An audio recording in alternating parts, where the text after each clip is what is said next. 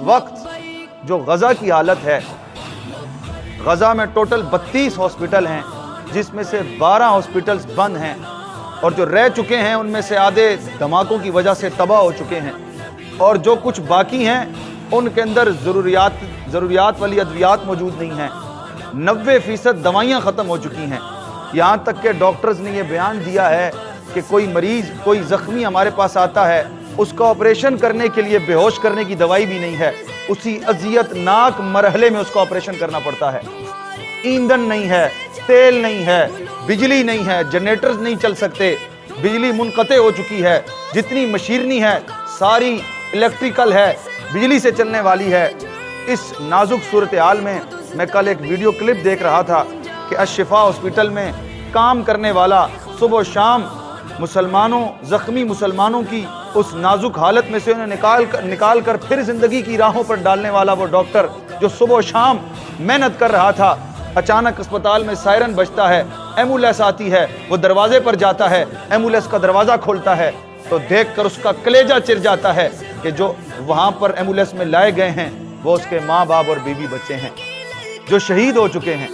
یقین جانے سینے کو چیر دینے والی ایسے مناظر دیکھنے کو مل رہے ہیں، میں الفاظ میں بیان نہیں کر سکتا جو اس وقت غزہ کی حالت ہے۔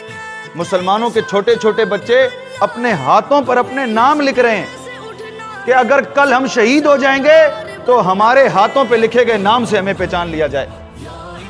چھوٹے چھوٹے بچوں کے بیانات آپ سنیں، وہ جب بتاتے ہیں رو رو کر کے ان کی آنکھوں کے سامنے کیسے بم پھٹا اور کیسے ان کے ماں باپ جام شہادت نوچ کر دنیا سے چلے گئے۔ اس وقت فلسطین کے ایک مجاہد یہ کہہ رہا تھا کہ کل رسول اللہ صلی اللہ علیہ وسلم کی بارگاہ میں ہمارے ہاتھ ہوں گے اور ایک خاموش مسلمان ملکوں تمہاری گریبانیں ہوں گی۔ ہم کوئی اپنے لیے نہیں، ہم مسجد اقصی کے لیے، بیت المقدس کے لیے، اس پاک سر زمین کے لیے، اس مقدس زمین کے لیے لڑ رہے ہیں۔ اللہ اکبر کبیرہ، جس کے بارے میں نبی پاک کی بشارتیں ہیں، جس کے بارے میں نبی پاک کی خوشخبریاں ہیں، آج ہمارے درمیان یہ گپ شپ کیوں نہیں ہے؟ آج ہم جہاں 4 بندے بیٹھتے ہیں یہ والی گپ شپ کیوں نہیں کرتے؟ ہماری گپیں شپیں بس ہمارے مفاد تک ہیں، ہماری مونگ پھلیوں تک ہیں، ہماری زمینوں تک ہیں، ہماری گندم تک ہیں، ہمارے کاروباروں تک ہیں، ہماری یہ گفتگو نہیں ہے۔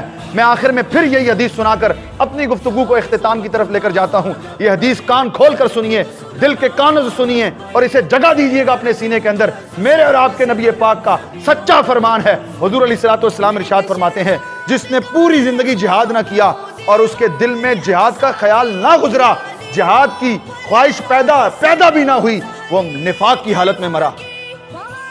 وہ کامل